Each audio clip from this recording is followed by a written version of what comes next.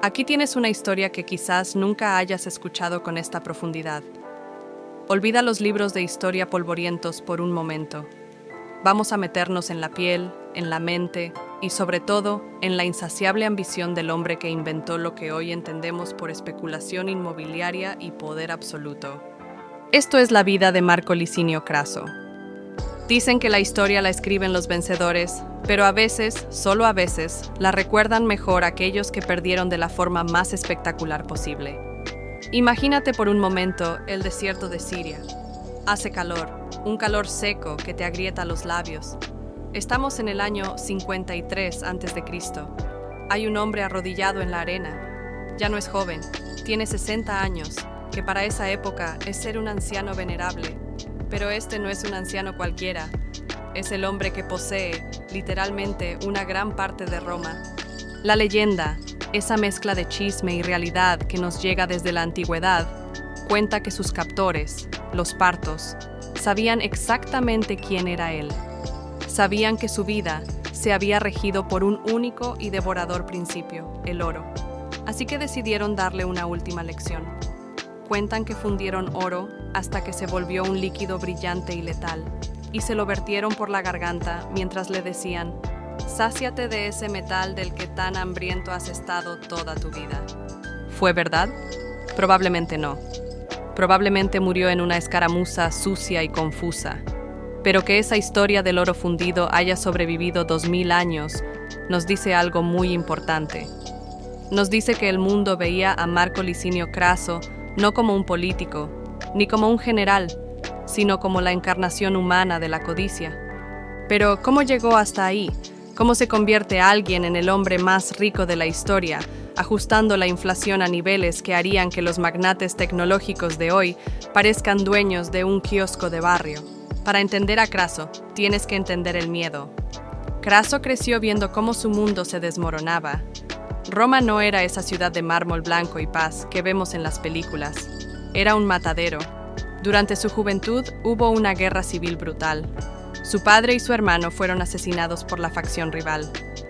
Imagínate al joven Craso huyendo, escondiéndose en cuevas en España para que no le cortaran el cuello, perdiendo todo su patrimonio de la noche a la mañana.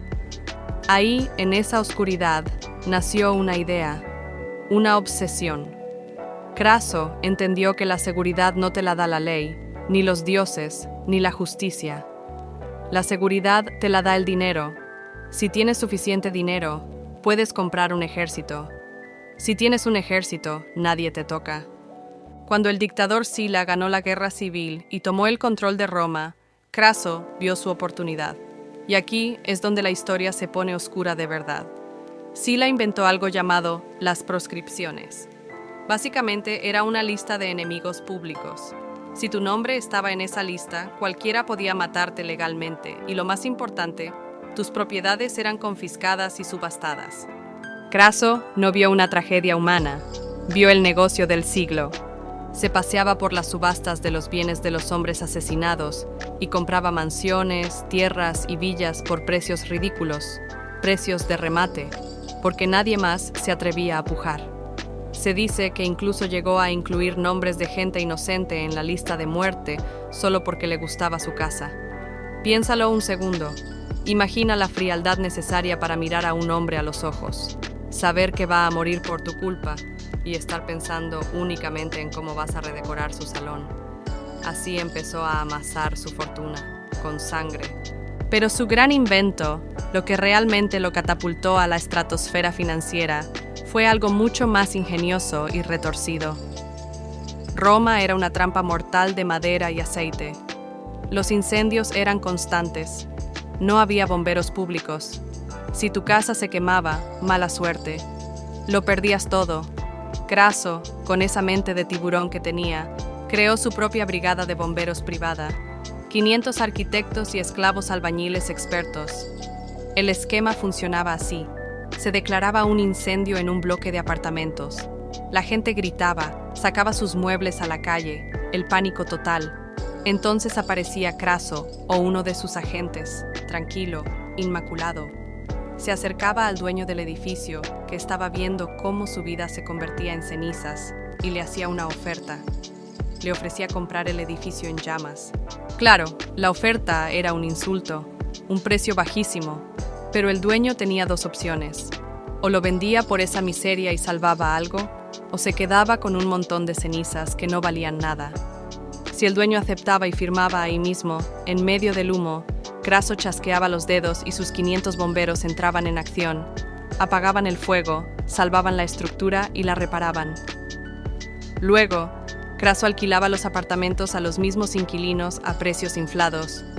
Si el dueño se negaba a vender, bueno, Craso simplemente dejaba que se quemara. Se dice que llegó a ser dueño de gran parte de las calles de Roma gracias a este método. Era extorsión, sí, pero era una extorsión legal. Era el capitalismo llevado a su extremo más salvaje en una ciudad sin reglas. Ahora bien, podrías pensar que con todo ese dinero Craso sería feliz, que se retiraría a una isla a beber vino y disfrutar. Pero aquí entra el factor humano, esa pequeña espina que todos llevamos dentro. Craso tenía un problema. Tenía un complejo de inferioridad gigantesco. En Roma, el dinero era importante, sí, pero lo que realmente te daba estatus era la dignitas, la gloria militar. Y en eso, Craso tenía una sombra que lo oscurecía todo. Pompeyo el Grande. Pompeyo era todo lo que Craso no era. Pompeyo era carismático, guapo, un general brillante al que todos amaban. A Pompeyo lo llamaban el Grande, a la cara. A Craso lo respetaban porque le debían dinero, pero no lo amaban. Y eso le carcomía por dentro. Cada vez que Craso conseguía algo, sentía que Pompeyo lo miraba por encima del hombro. Esa envidia fue lo que lo llevó a aceptar el encargo de aplastar la rebelión de esclavos más famosa de la historia, la de Espartaco. Seguro que has visto las películas. Kirk Douglas, Héroes Nobles, Libertad. Pero la realidad de esa guerra fue sucia y terrorífica. Roma estaba aterrorizada. Unos esclavos estaban venciendo a las legiones. El Senado, desesperado, recurrió a Craso, no porque fuera el mejor general, sino porque era el único que podía pagar de su propio bolsillo las legiones necesarias para ganar la guerra. Craso vio esto como su momento estelar. Por fin, pensó, mi gloria. Pero sus soldados tenían miedo. Habían visto lo que Espartaco hacía con los romanos.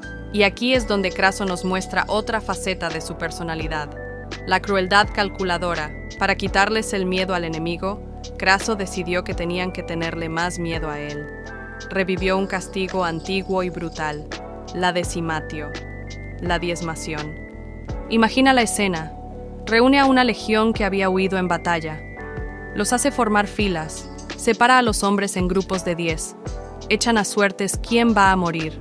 1 de cada 10. No importa si fuiste valiente o cobarde, si te toca, te toca. Y lo peor no es la muerte, es que tus propios compañeros, los otros 9 que se han salvado, son obligados a matarte a palos o a pedradas. Funcionó. El ejército de Craso se convirtió en una máquina de matar disciplinada por el terror absoluto. Acorralaron a Espartaco en el sur de Italia. Fue una carnicería. Craso ganó. Destruyó la rebelión. Crucificó a 6.000 esclavos a lo largo de la Vía Apia, una carretera de cadáveres que se extendía por kilómetros, un recordatorio macabro de que con la propiedad de Craso no se jugaba. Pero, ¿sabes qué pasó? Justo cuando Craso estaba celebrando, apareció Pompeyo.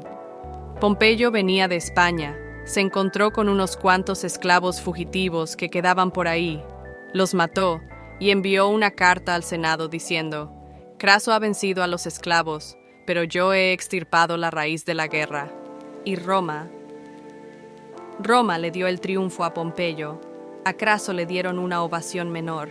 Imagina la rabia, imagina tener todo el oro del mundo, haber salvado a tu país, y que el chico popular de la clase se lleve el mérito por hacer el trabajo sucio final. Eso rompió algo dentro de Craso. Se dio cuenta de que nunca sería suficiente. Para mantenerse relevante, tuvo que unirse a su enemigo. Formó el primer triunvirato, una alianza secreta con Pompeyo y con una joven promesa política que estaba endeudada hasta las cejas, un tal Julio César. Era el equipo perfecto. Pompeyo tenía los soldados y la fama. César tenía el carisma y la popularidad política. Y Craso Craso ponía la tarjeta de crédito. Él financió el ascenso de César. Pagó sus sobornos, sus campañas, sus deudas. Sin el oro de Craso, Julio César nunca habría existido como lo conocemos. Durante años, funcionaron como una mafia que se repartía el poder. Pero el tiempo pasaba. César conquistó la Galia y se convirtió en una leyenda viviente. Pompeyo gobernaba desde Roma.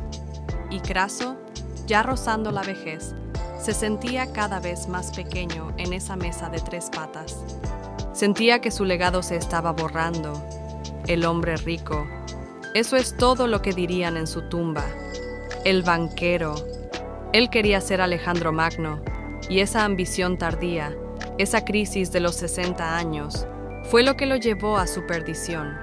Craso decidió que necesitaba una guerra grande, propia, sin Pompeyo ni César cerca. Miró hacia el este, hacia el Imperio Parto, la actual zona de Irán e Irak. Nadie lo había provocado. Partia quería comerciar, no pelear. Pero Craso vio allí oro y gloria. Ignoró todas las señales. Ignoró a los adivinos que le decían que los presagios eran terribles. Ignoró al Senado. Ignoró incluso a la tribuna de la plebe que lo maldijo mientras salía de Roma. Su arrogancia lo había cegado completamente. Creía que con dinero y números brutos podía aplastar a cualquiera. Llevó a 7 legiones, más de 40.000 hombres, a través del desierto. Iba acompañado de su hijo, Publio, un joven brillante que quería impresionar a su padre. Pero los partos no eran esclavos rebeldes. Eran guerreros sofisticados. Tenían la mejor caballería del mundo antiguo, los catafractos, jinetes blindados de pies a cabeza y arqueros a caballo capaces de disparar mientras huían. La batalla de Carrae fue uno de los desastres militares más grandes de la historia de Roma, y fue culpa exclusiva de Craso. Craso metió a sus hombres en una llanura abierta, bajo el sol abrasador. Los partos simplemente los rodearon, no cargaron al principio, solo disparaban. Flechas que caían como lluvia, capaces de atravesar los escudos y las armaduras romanas. Los romanos esperaban a que los partos se quedaran sin flechas para atacar. Pero Craso vio con horror cómo llegaban camellos cargados con miles de flechas más para reabastecer a los arqueros. No iba a parar nunca. En un intento desesperado, envió a su hijo Publio con la caballería para romper el cerco. Craso esperó y esperó, hasta que los partos volvieron. Y lo que traían hizo que el corazón de Craso se detuviera. Traían la cabeza de su hijo clavada en una lanza. Cuentan los historiadores que, en ese momento, Craso mostró una dignidad que no había tenido en toda su vida. Se paseó entre sus hombres, que estaban aterrorizados, y les dijo: «Esta pérdida es solo mía. El dolor es de un padre, pero la gloria de Roma debe seguir intacta». Pero ya era tarde. La moral estaba rota. La noche cayó sobre la masacre. Los romanos, los dueños del mundo, huían como ratas en la oscuridad, dejando atrás a miles de heridos que gritaban pidiendo ayuda, sabiendo que iban a ser degollados al amanecer. La huida fue patética. El hombre más rico de Roma, el dueño de las calles, de los edificios, de los jueces, estaba ahora perdido en una tierra extraña, traicionado por sus guías locales, sucio, sediento y derrotado. Finalmente, el general Parto Surena le ofreció negociar. Era una trampa, obviamente. Todos lo sabían. Sus propios soldados, amotinados y furiosos, obligaron a Craso a ir a esa reunión. «Ve tú», le dijeron, «tú que nos has metido en esto por tu codicia». No sabemos exactamente qué pasó en esos últimos minutos. Hubo una discusión, un forcejeo, espadas desenvainadas, y Marco Licinio Craso cayó muerto en el polvo. Le cortaron la cabeza y las manos. Y aquí viene el epílogo más surrealista de esta historia. La cabeza de Craso fue enviada a la corte del rey Parto, Orodes II. Cuentan que el rey estaba celebrando una boda y viendo una obra de teatro griega, Las Bacantes, de Eurípides. En la obra hay una escena donde una mujer entra con la cabeza de un león que acaba de cazar. El actor, queriendo dar un toque de realismo macabro para complacer al rey, salió al escenario no con una cabeza de atrezzo, sino con la cabeza real de Marco Licinio Craso. La levantó ante el público, chorreando sangre real, mientras recitaba los versos de la victoria. El público aplaudió, se rieron. Ahí terminó el hombre más rico de Roma, convertido en un accesorio de teatro barato en una fiesta de sus enemigos. Su fortuna se disipó, su hijo estaba muerto, su cuerpo abandonado a los buitres. La historia de Craso es fascinante porque es una advertencia eterna. Es fácil mirarlo y ver solo al villano, al especulador cruel. Pero si miramos más de cerca, vemos a un hombre profundamente inseguro que intentó llenar un vacío interior con cosas exteriores. Craso pensó que el dinero era una armadura. Pensó que si acumulaba lo suficiente, sería intocable, sería amado, sería inmortal. Se pasó la vida comprando casas quemadas, comprando lealtades, comprando ejércitos. Pero al final, en medio de ese desierto, descubrió la verdad más dura de todas. Descubrió que hay cosas que no están a la venta. No puedes comprar el respeto genuino, no puedes comprar el talento militar y, definitivamente, no puedes sobornar a la muerte. Cuando mires los rascacielos de hoy, las grandes fortunas, los imperios financieros que parecen eternos, acuérdate de Craso. Acuérdate del oro líquido. Acuérdate de que el hombre que poseía Roma terminó siendo nada más que polvo en el viento, recordándonos que la codicia, al final, siempre se come a sí misma. Porque puedes ser el dueño del mundo, pero si no eres dueño de tu propia ambición, en realidad eres el hombre más pobre de todos.